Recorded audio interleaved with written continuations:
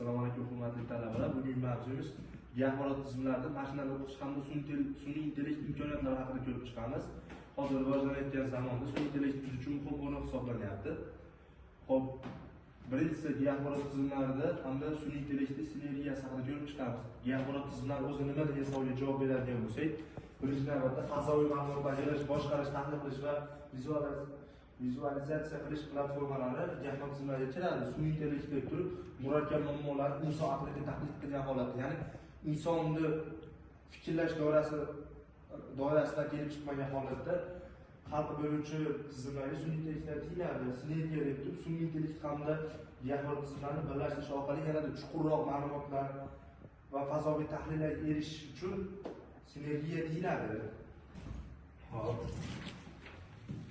Axborot tizimlarida mashinalar o'qitishda qo'llanilishi misollari, misol uchun fazoviy klassifikatsiya deb yo'lda taqsimlarni avtomatik ravishda yerda oqimini olish.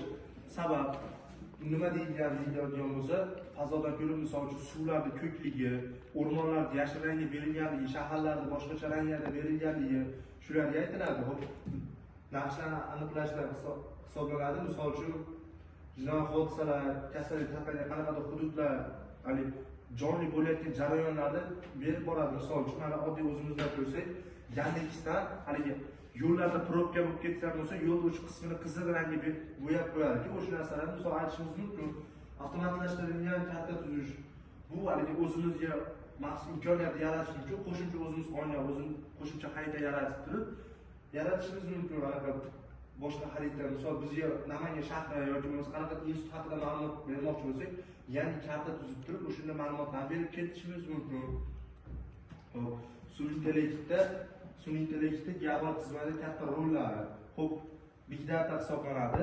Katta ma'lumotni sun'iy intellekt ma'lumotlari aqliy interpretatsiyasi bo'ladi. Bu degani hali ko'p ma'lumotlar bo'lib ketganda ma'lumotlar katta bo'lib ketadi. Shunda big datadan foydalanish, ijtimoiy tarmoqlar, bulut sensorlari hamda real vaqt mobaynida fazoviy joylashuvlar bilan bog'liqligi big data deyiladi.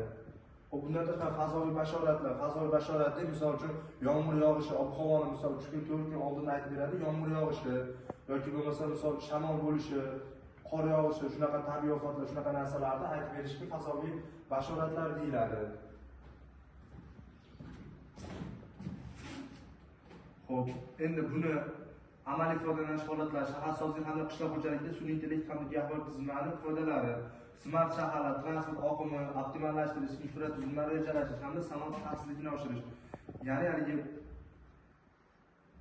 insonni xavfsizlik nuqtai nazaridan aqlli shaharlar, smart shaharlar yaratish, shunga o'xshash transportlar uchun sun'iy intellekt qo'llanishi deyiladi.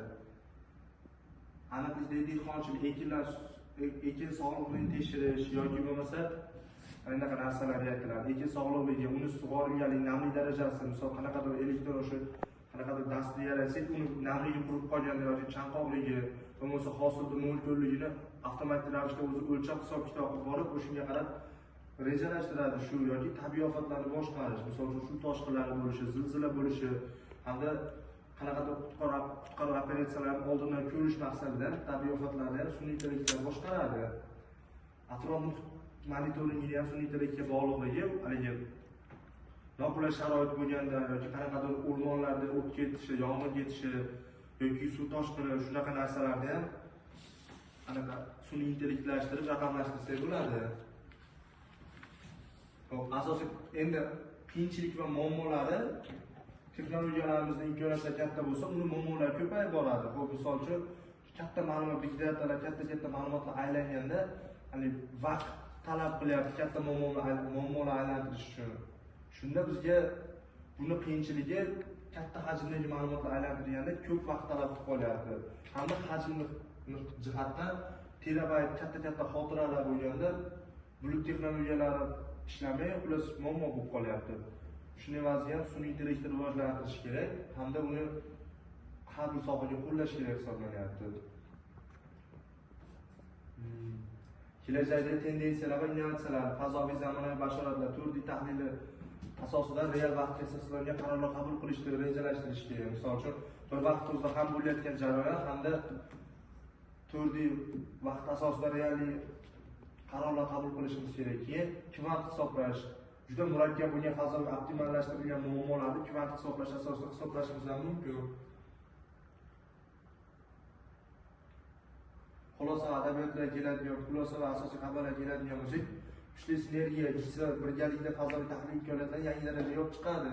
Buni birlashtirishda bizga ham axborot tizimlarida hamda sun'iy intellekti bog'liqligi birgalikda rivojlantiradi va yuqori darajaga olib chiqish mumkin. Yechilmayotgan muammolarni hammasini hal qilib beradi. Tahliliy avtomatizatsiyasi, bu mashina o'qitish an'anaviy tahlil jarayoni tezlashtiriladi. Misol uchun hozir raqamlashtirsak, vaqtdan yutib qolishimiz mumkin. Ancha muammolarda ko'p vaqt talab qilinayotgan muammolarni bir zumda hal qilinadi. Strategik qarorlarga chuqur o'qitish orqali erishilgan aniq bashoratlarni hamda yomg'ir yog'ishi, to'fon kelishi, tabiiy ofatlarni oldindan aniqligi darajasini yuqori qilish nazarda tutiladi. Bugungi darsimiz shu.